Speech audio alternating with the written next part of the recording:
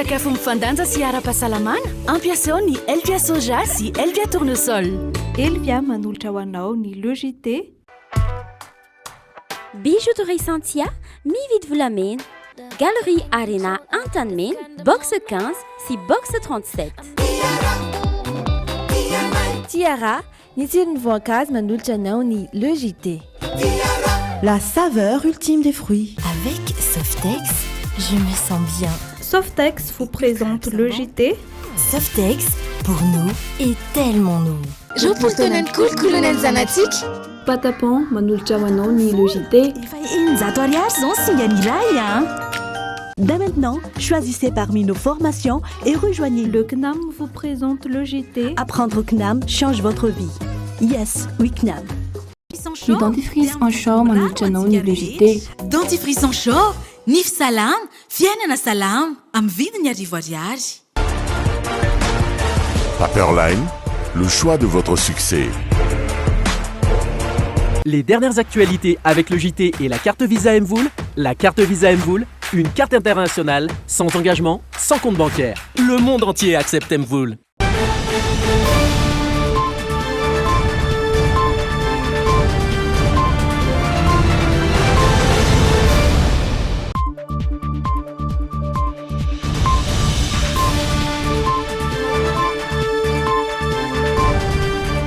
Talata fa 17 ny volana oktobra taona 2020 miarabanao tonga soa indray atao anatin'ny fampalam-baovao ny logité ireo lohateny vaovao avy hatrany ary nondeha hanomboantsika ny fiarana. Paperline, le choix de votre succès.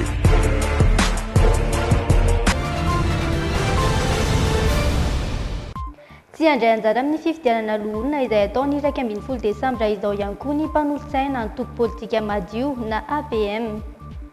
Nanao tatitra momba ny fanambarana mampiayay voaran'izy ireo ny samifinina mikasika ny famitsimbola sy ny famatsimbola ny fampiororona. Tsy manilika ny homosexuel saingy mitsipaka ny fiarahana mitovy fananana ny fiangonana katolika. Fiarakely iray no maikila firehatra tetsy 17 hektara io atoandro io, tsy nisy ny ainana fohy sy naratra, tsy mbola fantatra kosa ny anton'izany. Andro iray sisa dia ho tonga indray ny ilay hetsika manaraka karakaran'ny Canal 720, Salon de la Fête et de l'Apéro, hanomboka amin'ny alakamisy ho avy izao ary mifarana ny sabotsy. Atombokantsika amin'ny vaovao misongadina tamin'ity androany ity avy hatrany ary manasanao hanaraka izany hatramin'ny farany. Isaina no mahazava vaovao isan'andro. Premier Plus, miatsara hatrany ho an'ny fahombiazanao. Premier Plus, dans la vie, il y a les premiers et il y a les autres.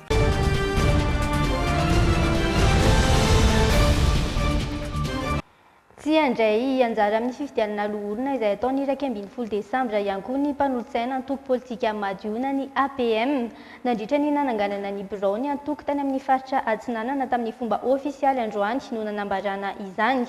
Voalaza ihany koa fa ao anatin'ny paikadiny APM ny fantarana ny antoko manirana ny faritra rehetra manirana ny nosy. Andindiny makasika izay eo amin'ny rindran-tsary ny Dolphe Rakotoniaina sy Rémy Prudence. Noho ny fahitany antoko APM ny tsy fanaran-dalàna sy fanaovana amboletra ary fanitsakitsahana ny lalàna velona ny fifidianana loholona izay kasaina tao amin'ny 12 desambra izao. Nilaza ihany koa izy ireo fa tsy andray anjara amin'ny fifidianana io amin'ny alalan'ireo mpifidy vaventy avy amin'ny anaran'ny antoko. Efa naneho hevitra ombenombeno ny antoko politika madio ary izahay dia miteny antsika raha tonga izay rivo-panivana ny tenenina teo izay dia ny anisan'ny rivo-panivana voalohany dia ny fanajana ny lalàna mipetraka ny lalàna velona. Ny efa nitenenina ombenombeno fa ny lalàna velona dia miteny fa misy karazany telo ny collège électoral mifidy ny sénateran'ny Madagasikara. Amin'izao tsika miteny izao dia tsy feno ireo sokajy telo na collège électoral ireo izay ny voasoratra ao anaty lalàna dia aminay tokony arahana ny lalàna dia efa niteny foana izay hoe tsy manara-dalàna zany ilay fifidianana sénatera alefa amin'izao fa atao amboletra fotsiny ilay izy hitsakitsahana ilay lalàna velona dia izay mahatonga ny amin'ny teny zany izahay dia tsy nandrotsaka candidat ary miteny hoe tsy manara-dalàna ka tsy mankasitraka n'ilay fifidianana senatera. Paikady ny APM ny fantarana ny antoko amin'ny faritra rehetra manerana ny nosy. Daorin'ny faritany Mahajanga araka izany dia nitafatsangana androany ihany koa ireo birao hitantana ny antoko APM any Antsinanana. Noho ny fahatsapan'izy ireo fa maro ireo zavatra tsy mety sy mila fanovana indrindra amin'ny resaka politika sy ny lalàna mifehy ny antoko politika. Matsapa izay fa tsy vitanay rery ary misy fomba fiteny moa amin'izao hoe tsy Antananarivo rery Madagasikara. Ka izay indrindra zany tafiditra ao anatin'ny tetikadin'ny antoko ny fanitarana manerana ny faritra rehetrarehetra 2020 ka izay indrindra no antony ahitanareo anay amin'izao ora sy fotoana zao tonga eto Toamasina ao anatin'izay hoe fanitarana ny asan'ny antoko izay satria tsy vita irera ilay ady rehetrarehetra no teneniny teo ka efa voatendry zany zao ny birao hitantana ny APM aty amin'ny faritra Antsinanana ka dia mijoro amin'ny fomba ofisialy zany ny birao mpitantana ny APM aty amin'ny faritra Antsinanana. Hanatanteraka Kongresy Nasionaly voalohany ihany koa ny antoko amin'ny 5 Desambra ho avy izao any Toamasina.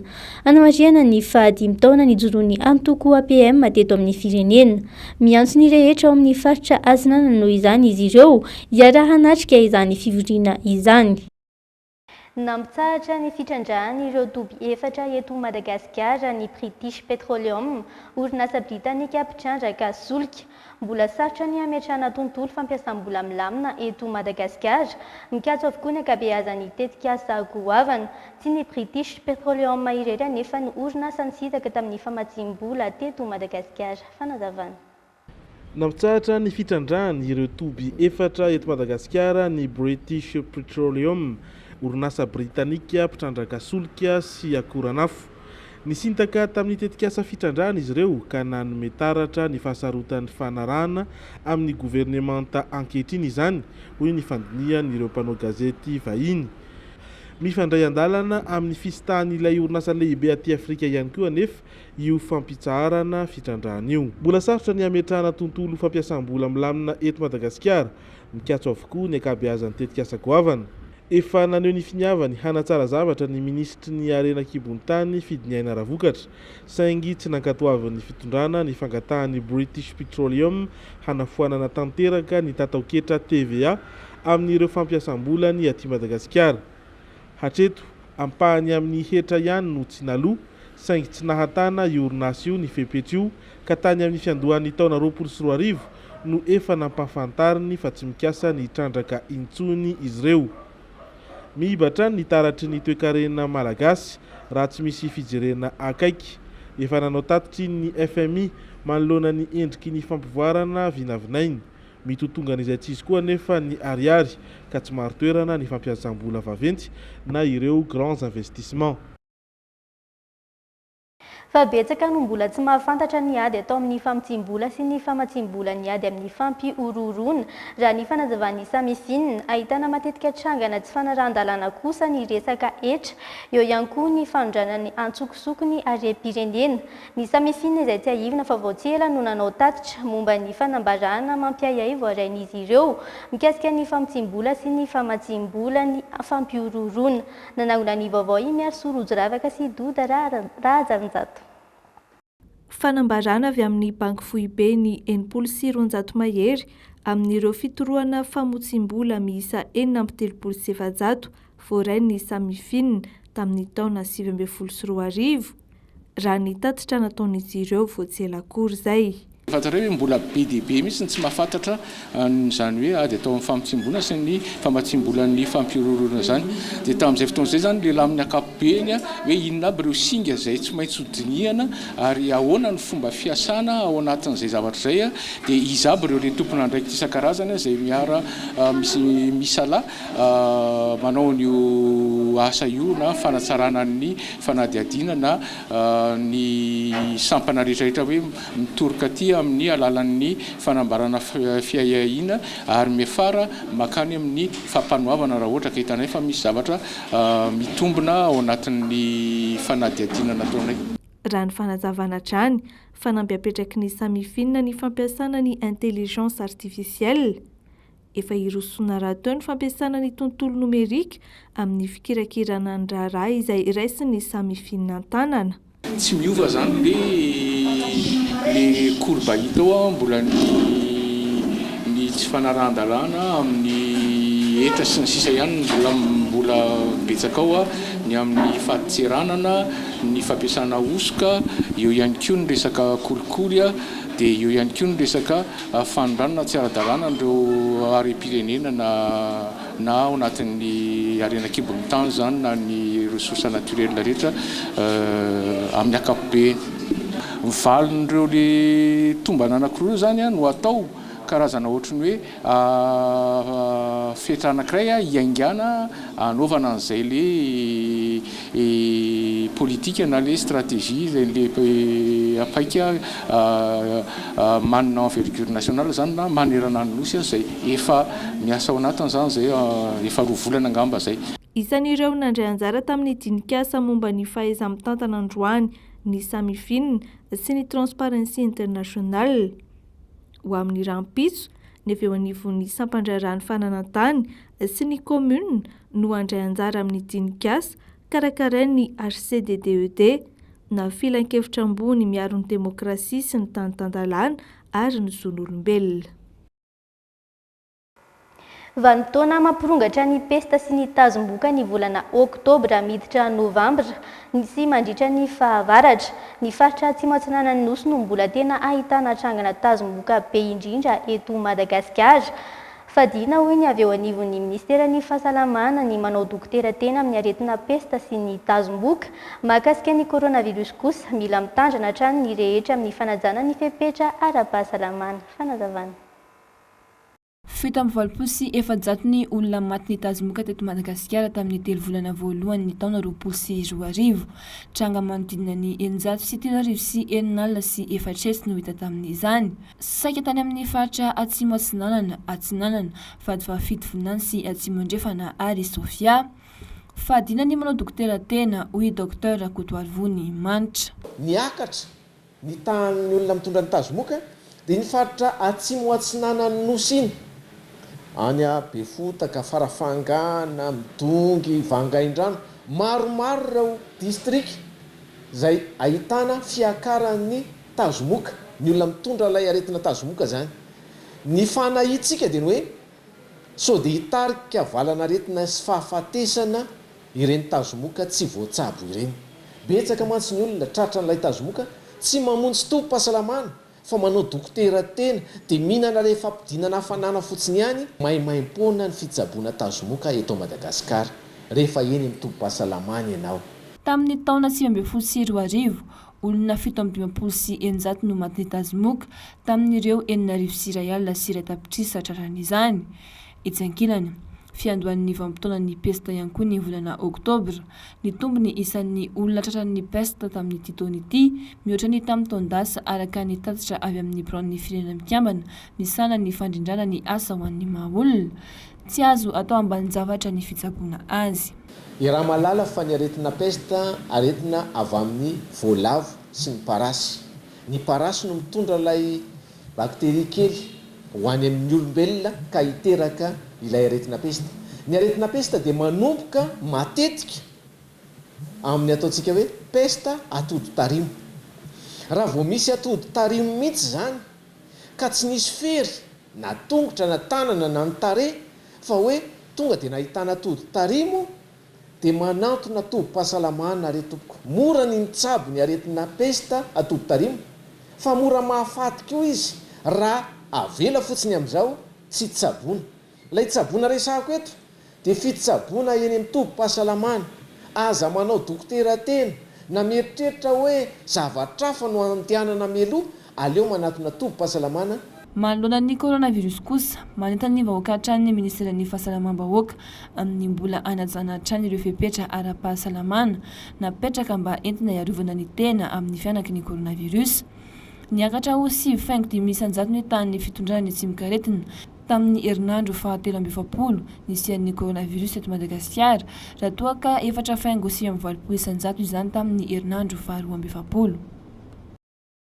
mbola mankasitraka anao hatrany manaraka ny fampalam-baovao ny le JT ireto indray arany actu.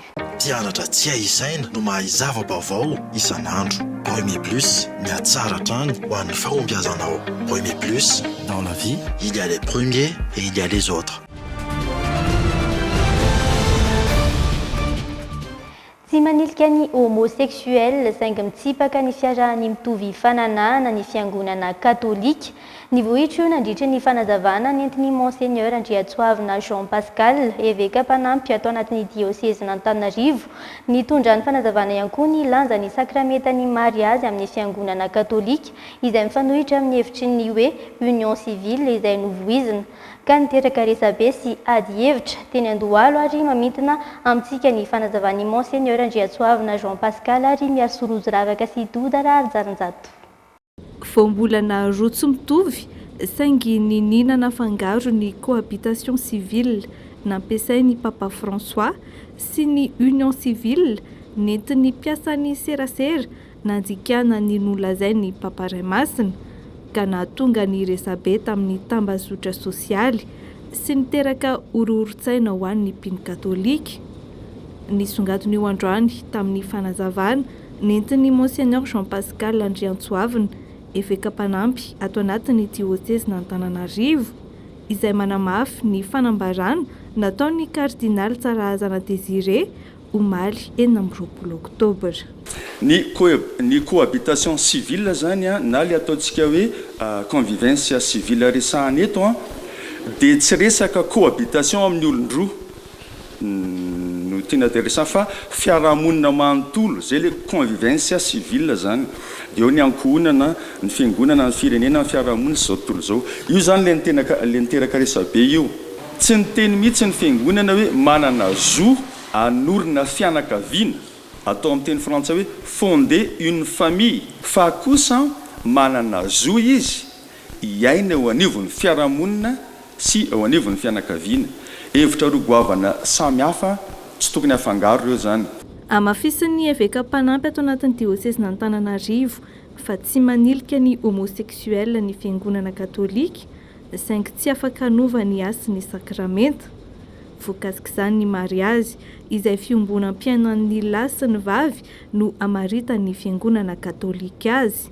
Tsy mariazy ho an'ny fiangonana ny union civile.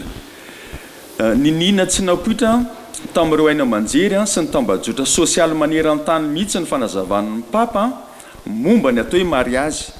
Tsy nisy ny resaka an'izany mihitsy satria tsy antsina ilay zavatra tena voizina zany. Tany Eropa indrindra no nivoahan'ny voambolana hoe io voambolana le union civile io zany. Ireo homosexuel no mampiasa izany ilazany sy iheverany ny mampitombo ny fiarahan'izy ireo amin'ny mariazy. Ny tanjon'izy ireo dia mba hahatonga hoe lalàna ny fifamatorana tahaka ny lahy sy ny vavy zany ny fiarahan'ny vavy sy ny vavy sy ny lahy sy ny lahy. Eo ny papa no manamafy sy maneho ny fampianarany ny fiangonana fa na misy aza ny union civile araky ny voalaza dia zay voizindreo dia tsy mariazy velively ny dikan'izany ny teny an'izany ny papa tsy mariazy velively ny dikan'izany. Tsy misy itovizany amin'ny mariazy mihitsy izany zany hoe lahy sy vavy mivady ihany zay ihany ny mariazy zany eo anivon'ny fiangonana fa tsy misy hafa akoatran'izay zany. Soro-dalana manokana apetraky ny Papa François no hoe fiangonana manatona ny olona ka samy toriana vaovao mafaly ny sokajin'olona rehetra indrindra ireo mahantra sy voahilikiliky ny fiarahamonina. Arak'izany amafisin'ny Monseigneur Andriatsoavina Jean Pascal fa tsy miova ny hevitry ny fiangonana. Tamin'ny 2014 zay nivoaka voalohany zany tamin'ny fehezanten'ny papa dia hoe qui suis-je pour juger les homosexuels ny teny an'izay izy ny Papa François zany.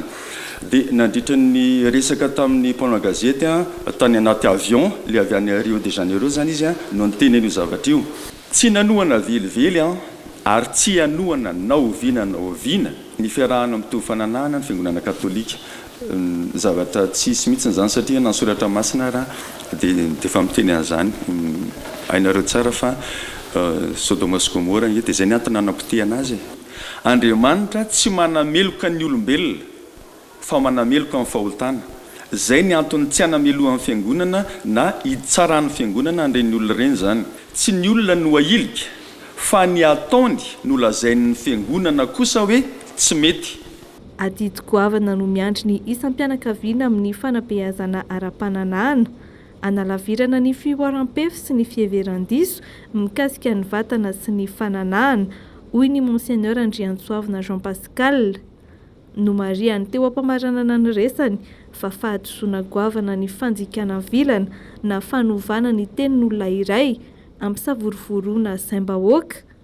Na izany azy, manana tranokala ofisialy Vatican mitatitra ny teny rehetra no lazain'ny Papa Iray Masina. Atao anatin'ity trangam-piarahamonina ity indray dia fiara kely iray no maikila firehatra tetsy 720 hektara io atoandro io. Tsy nisy ny ainana fohy sy naratra. Tsy mbola fantatra kosa ny anton'izany. Ankoatra ireo dia trangam-piarahamonina vitsivitsy nisy eo androany no nangon'ny Andry Lalaina Andriamasy misy Razafinjatovo ho antsika atao anatin'ity fanadihadiana ity tranga teto Andrenivohitra sy tany amin'ny faritra hafa. Raha avy hatrany ary. Maikila firehatra ity fiara amidy BMW X5 ity. Tetsika ny semady 67 hektara no seho ny firetana nomboka tamin'ny 1:20 ora sy 20 minitra. Tombanana ho court-circuit no natonga izao, oro ny Natrimaso.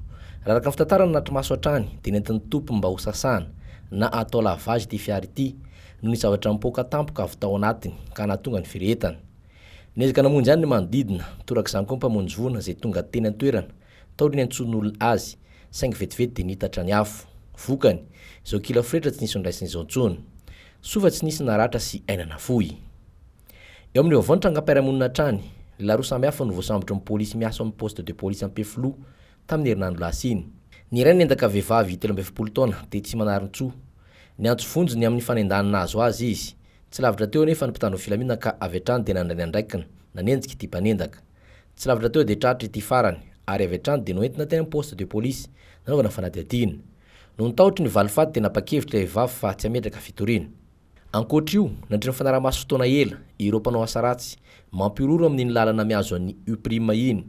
Ny talata 13 oktobra lasa teo, tokony tamin'ny 4 ora sasany, dia nantanteraka fisamborana ny polisy avy eo amin'ny PPA1 Ampefilo, niarana tamin'ny polisy avy amin'ny UIR, ka jiolahy iray antsoina hoe Zily no voasambotra tamin'izany. Jiolahy izay efa malaza ratsy amin'ny alatra, miaro herisetra sy fanendana amin'ny faritra Ambalavao, Ampefilo, Manaritsoa ary Andavamamby iny. Mariana fa efa mpamerikeliko ty olon-dratsy ity. Efa samy nahiditra amponja vonjomaika eny an-Tamora avokoa izy ireo. Fa mbola olana eto amintsika ny fahazoana rano fisotro madio sy fotodrafitrasa ho an'ny fidiovana sy fanadiovana ambany ny teti-bolana tokana ho amin'izany. Antony mahatonga ny ministeran'ny rano fidiovana sy fanadiovana hiantso tolo-tanana amin'ireo sehatra tsy miankina. Nanangona ny vaovaoka mitatitra izany amintsika i Ranto Ramarikoto sy Misa Razafinjatovo. Tsy maharaka ny famatsim-bola ho an'ny sehatra fampidirana rano fidiovana sy fanadiovana ka mila fanaonana be dia be. Raha araka ny nambarany sekretera jeneral ministeran'ny rano fidiovana sy fanadiovana androany. Notombanany ho amina miliara euro ny totalim-bola ilaina.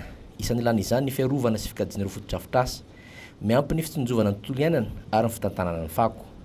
Mahambany financement ny secteur H moa zany dia isika mihitsy ny mbola hoe le hoe timanana mihitsy zany mbola tsy maharaka, tsy manana ny firenena. Tsy maintsy tantanana izay vola misy eo zany, tsy maintsy zaraina ho atao amin'ny secteur rehetra. Zay aloha zany raha ny financement public ny resahana. Ny financement ny secteur privé indray dia araka ny teneniko teo hoe mbola tsy tena fantatry ny olona hoe secteur mampidi-bola ny secteur ny rano. Zay no faharoa. Tao ny fanadihadiana dia tsapa fa mampateza fotodrafitrasa kokoa ny fitantanana sehatra tsy miankina azy ireny.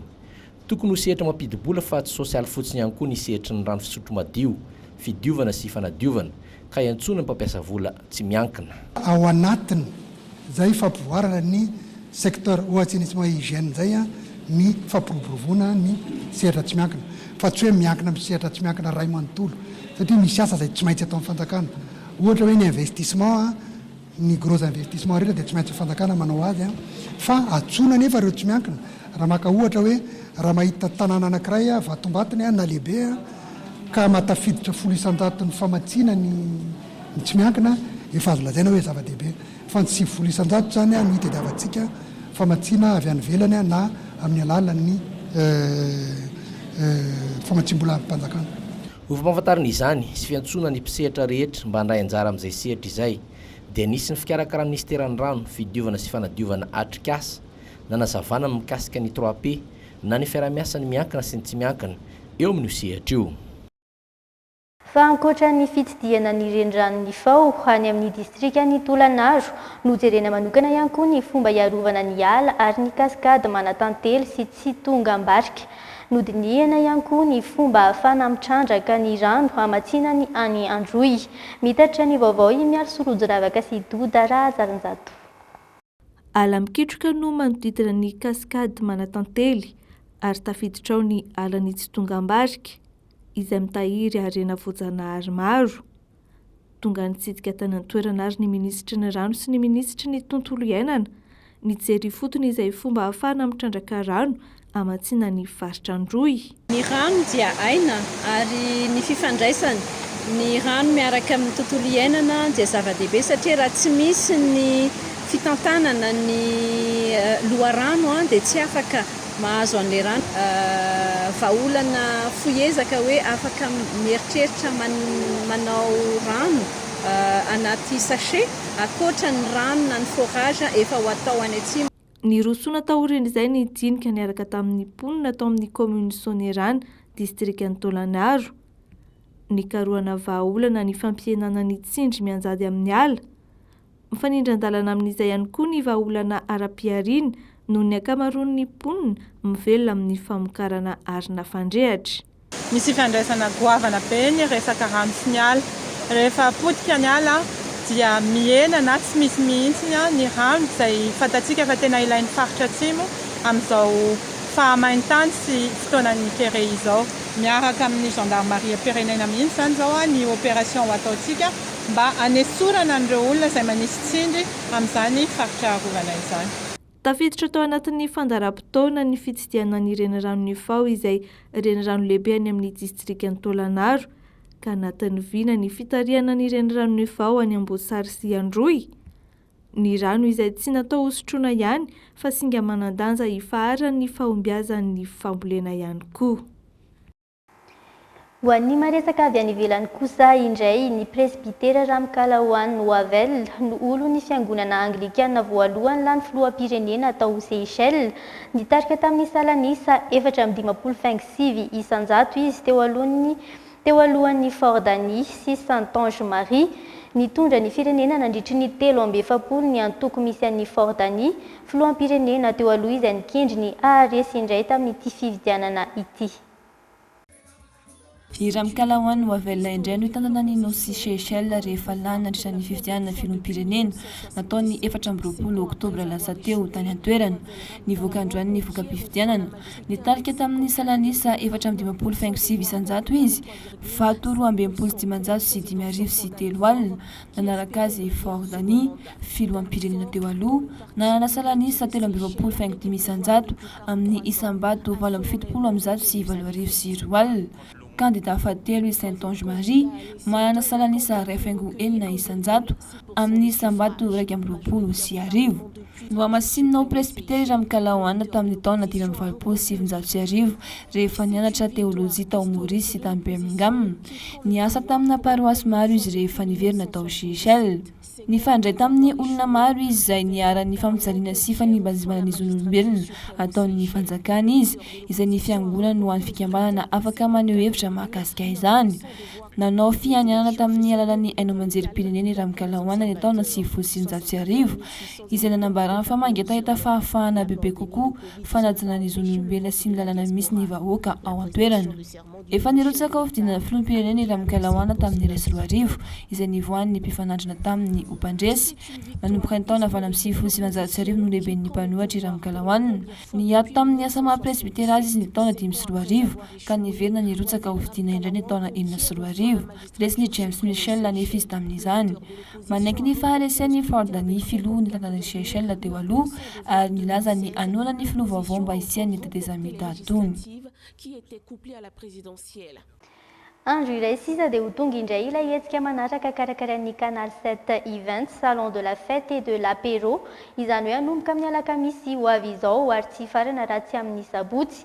Hetsika natokana ho an'ireo tia mikarakara lanonana sy ny tontolony, ahitana ireny karazana sakafo fatao any anaty fety ireny ary ireo karazana zava-pisotro any anaty lanonana rehetra. Ankoatr'izay misy ihany koa ny fanaovana décoration ho an'ireo izay hanomana fety atsy-hoatsy. Fanampanazavana. Salon de la fête et de l'apéro, Omni Plaza Ampeflo, ny 7 telopolo araka amin'ny 3 octobre. Amin'ny alakamisy 7 oktobra mitohy ny 30 hatramin'ny sabotsy 3 oktobra ho avy izao no anatanterahana ilay hetsika Salon de la fête et de l'apéro ao amin'ny Plaza Ampeflo. Azo tombony indray amin'ity hetsika manaraka ity ireo tia mikarakara lanonana sy fety satria dia ho hita ao avokoa izay rehetra mahakasika izany, anisan'izany ny resaka sakafo. Etsika mahakasika ny tontolon'ny lanonana sy fety izy io ka mpandray anjara maro izay mikirakira ao anatin'izay tontolo izay no hitanareo any. Misy an'ireo mikirakira ao anatin'ny tontolon'ny sakafo fotsiny, misy an'ireo charcutier, fromager, hita any ihany koa ireny karazana chocolat ireny, reny karazana sakafo izay hoanina izay hoantsika rehefa mandritra n'ireny fety ireny dia hita any avokoa. Fa ankoatran'ny sakafo ahitana ireny karazana zava-pisotro hita anaty fety ireny ihany koa ny Salon de la fête et de l'apéro. Ao anatin'io hetsika ihany koa no ahitana ireo mpanao décoration marobe raha toa ka mieritreritra ny karakara lanonana toy ny mariazy, baptême sy ny maro hafa koa ianao. Ankoatra izay hita eny an-toerana avokoa ireo karazana zava-pisotro izay sotrotsika rehefa misy fety na lanonana.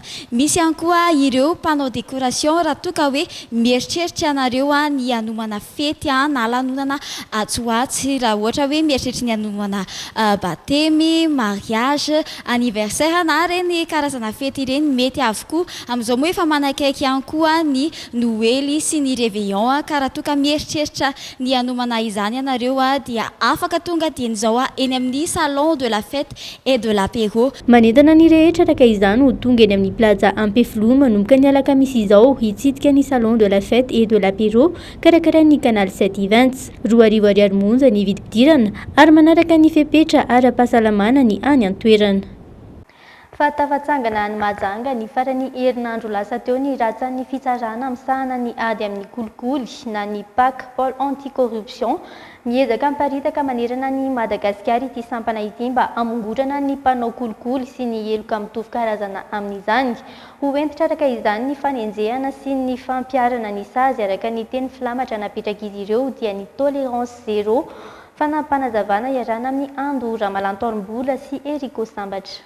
Efa tamin'ny taona 2010 no niforona ny sampana manokana natao handrafitra ny tetikady adina amin'ny kolikoly teto Madagasikara.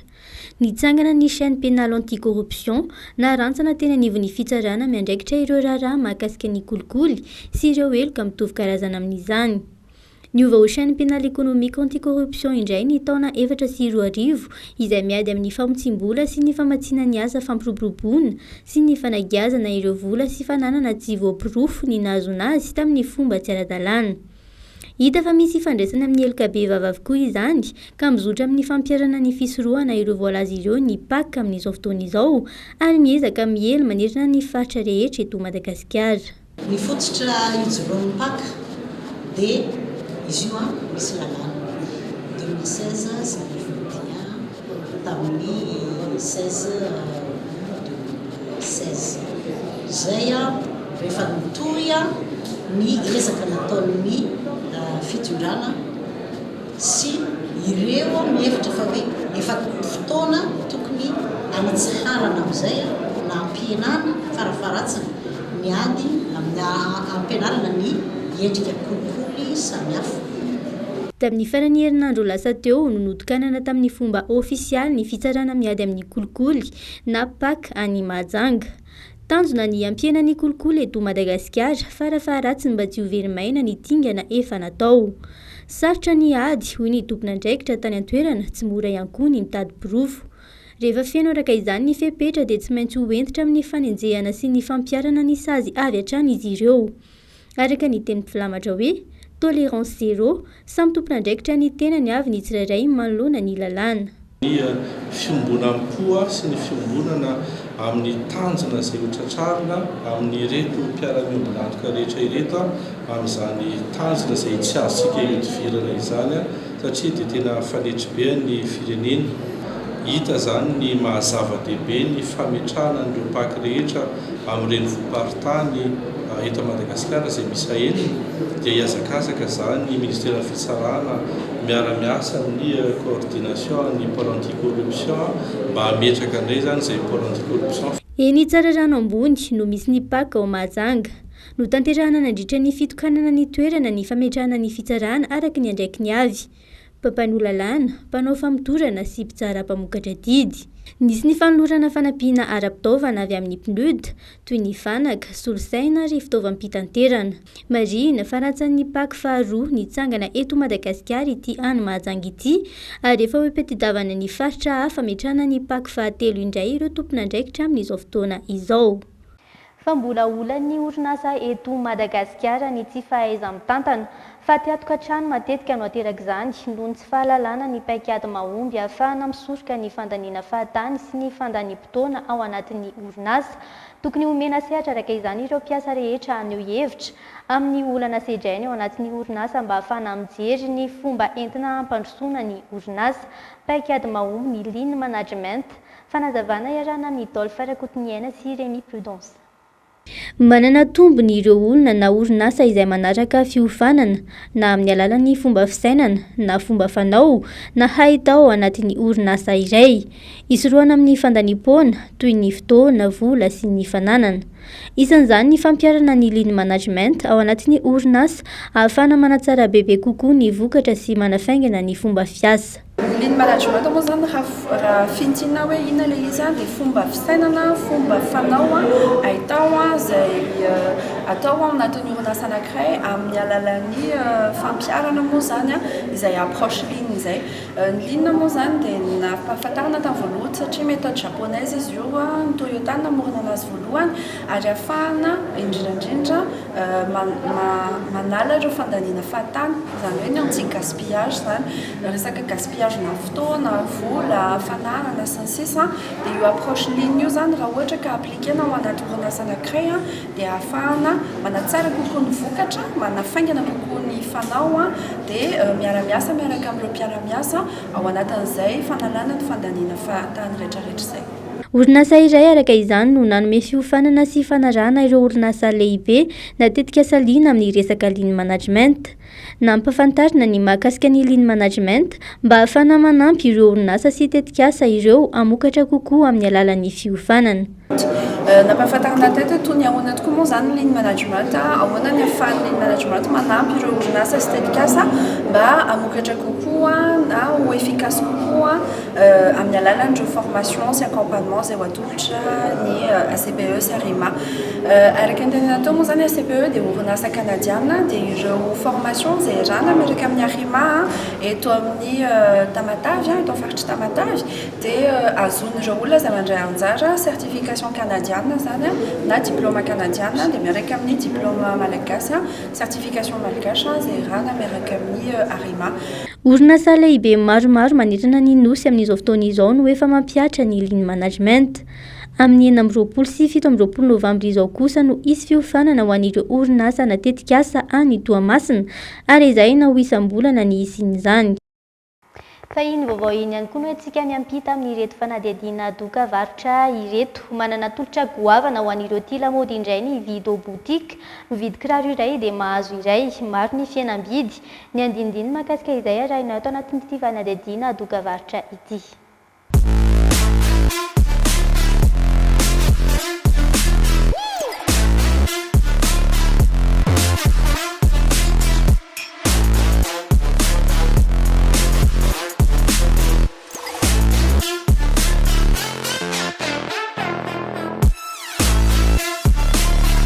Fito botika misy anay zao tarika iamsibozy anasavanareo netana rehetrarehetra reo dolo ny coffboy voalohany indrindra ny vito botika dia nisamy manome fahafapo antsika rehetrarehetra mpanjifa atao aminazy.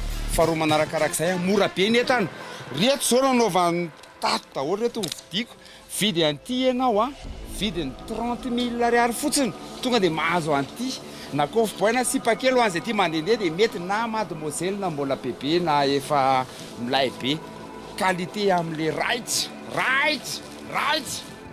t-shirt 20 000 ariary daholo ny t-shirt casquette 10 000 ariary daholo misy an'le marque tena vrai marque zay tsy tonga dia omby malagasy pareya indray ambany zere io izy jiaby ohatra zao profil 50 000 ariary couleur tia ria Air Force 3D oka aloha izy koa ny akanjo cargo 40 000 ariary ty fa rapitso izy 20 000 ariary ohatra zany koa ty ambonina akanjo ko ty 20 000 ariary lasa 40 zany izy roa kiraro milay be 90 000 ariary fotsiny dia zao Nike Infinity 50 000 ariary fa rapitso 30 000 ariary kadokely cortège ribouk classique oka aloha asina dansa 50 000 ariary asina dansa fitobotika kely isa roa telo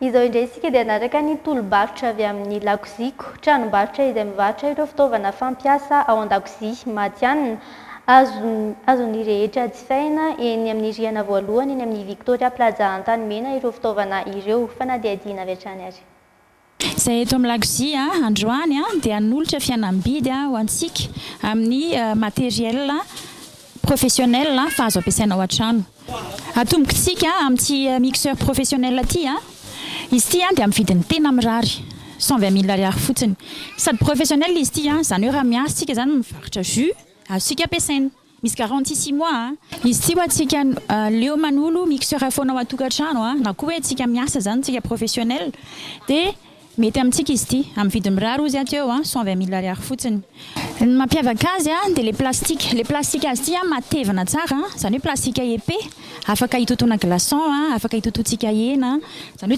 tsy voatery tsika mividy totokena ntsony eny an-tsena fa afaka mividy hena tsika ao an-trano dia tototsika ao an-trano vitesiny réglable dia ny fonction ny sady afaka manao mixeur izy ny afaka manao broyeur ozy ateo hoe professionnel izy dia afaka manao hachoir koa zany afaka manao totokena tsika anao hena baolina tsika afaka ataontsika aminazy ihany koa dia puissance any 1800 watt dia ny capacité any 2 litres ny tolotra antsika manaraka dia ty balance ty izy balance de précision zany hoe antsika mpivarotra izy ty double face zany hoe tsika mpivarotra mahita an'le chiffre atao aloha dia ho an'ny mpividy ihany koa mahita izy ny atao aoriana zany amin'ny vidiny tena mora 120 000 ariary iny moa averiko foana ny entana eto amin'ny lakozia dia promisy garantie 6 mois foana dia eo ihany koa ny service après vente pendant une année ny tolotra antsika manaraka indray dia ty friteuse sans huile ty zany hoe mihena 90% zany hoe 700 ny fampiasantsika menaka rehefa manao frity amin'izy ity tsika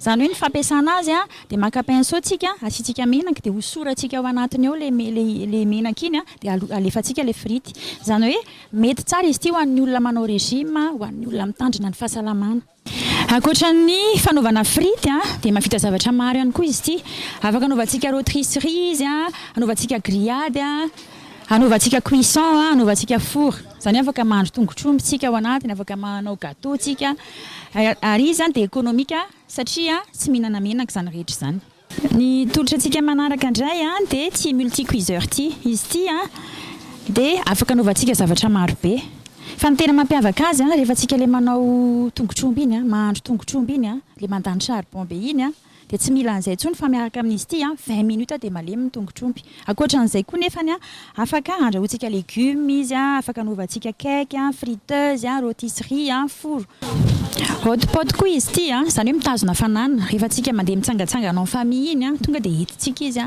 dia mitana fanana izy mafana tsara ny sakafontsika rehefa misakafo intsika mitolakandro zany rehetra zany dia tsy fainao amin'ny vidiny mirary dia mirary 170 000 ariary au lieu de 200 000 ariary izy io dia garantie 6 mois ohatra ny entana rehetra hitantsika eto amin'ny lakozia ny service après vente ozy ateo tamin'le tolotra hafa nasehoko teo dia misy ny service après-vente une année daholo.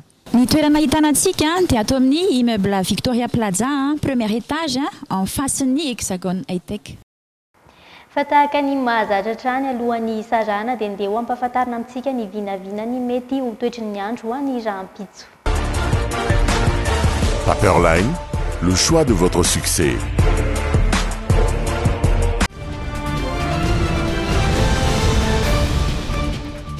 Ho an'ny faritany nantsiranana avy hatrany dia ho maloka ny andro ho an'ny faritra Diana sy Sava, 2 degré Celsius ny maripana ambony indrindra raha 2 degré Celsius kosa ny maripana ambany indrindra.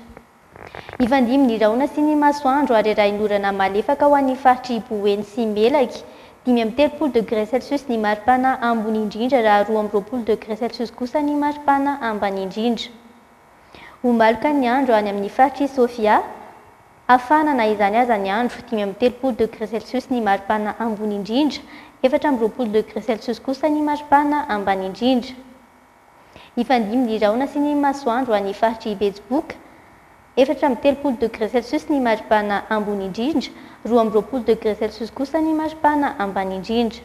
Rahona nandrakotra ny tontolo andro ny faritra Alaotramangory sy Analanjorofo, 20 degré Celsius ny maripana ambony indrindra, 20 degré Celsius kosa ny maripana ambany indrindra. Ho maloka sady raha inorana malefaka ny faritra Antsinanana, 17 degré Celsius ny maripana ambony indrindra, 17 kosa ny maripana ambany indrindra. Ifandimy ny rahona sy ny masoandro an'ireto faritra manaraka ireto: Bonglava, Itasy, Analamanga ary Vakinankaratra, 15 degré Celsius ny maripana ambony indrindra, 12 degré Celsius kosa ny maripana ambany indrindra any Vakinankaratra. Ho an'ny faritra Morony Mania, Matsiatrambony, Iorombe, Vadovavy Fitovinany, ifandimy ny rahona sy ny masoandro: 13 degré Celsius ny maripana ambony indrindra, 15 degré Celsius kosa ny maripana ambany indrindra any Morony Mania. Ifandimy ny rahona sy ny masoandro any faritra Antsimo Antsinanana, 19 degré Celsius ny maripana ambony indrindra, 20 degré Celsius kosa ny maripana ambany indrindra. Ho faranana amin'ny faritra Menabe, Atsimo Andrefana, Androy ary Anosy, ifandimy ny rahona sy ny masoandro an'ireo faritra efatra ireo, 13 degré Celsius ny maripana ambony indrindra, raha 17 degré Celsius kosa ny maripana ambany indrindra any Atsimo Andrefana.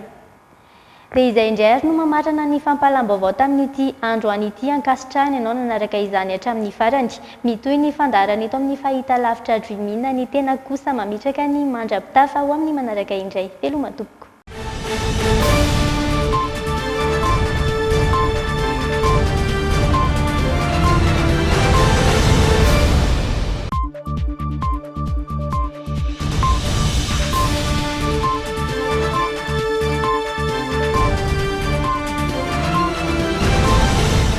Les dernières actualités avec le JT et la carte Visa Mvoul. La carte Visa Mvoul, une carte internationale, sans engagement, sans compte bancaire. Le monde entier accepte Mvoul.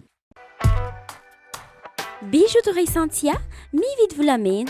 Galerie Arena Antanmen, box 15, si box 37. Tiara, ni tirne voankazo manolotra anao ny le JT. La saveur ultime des fruits. Tianatra tsy ahisaina no mahay zava-baovao isan'andro. Premier Plus, mihatsara trany ho an'ny fahombiazanao. Premier Plus, dans la vie, il y a les premiers et il y a les autres. Sakafo mifandanja sy ara-pahasalamana, ampiasao ny Elvia soja sy Elvia tournesol. Elvia nanolotra ho anao teo ny le JT. Dès maintenant, choisissez parmi nos formations et rejoignez. Le CNAM vous a présenté le JT. Apprendre au CNAM change votre vie. Yes, oui CNAM. Le dentifrice en shore nanolotranao ny le JT. Dentifrice en shore, nif salam, fiainana salam, amin'ny vidiny ariary. Roapolotona ny kolokoloana ny zanatsika. Nanolotra ho anao ny le JT. Efa eninjato ariary zao ny singa iray Avec Softex, je me sens bien. Softex vous a présenté le JT. Softex, pour nous et tellement nous.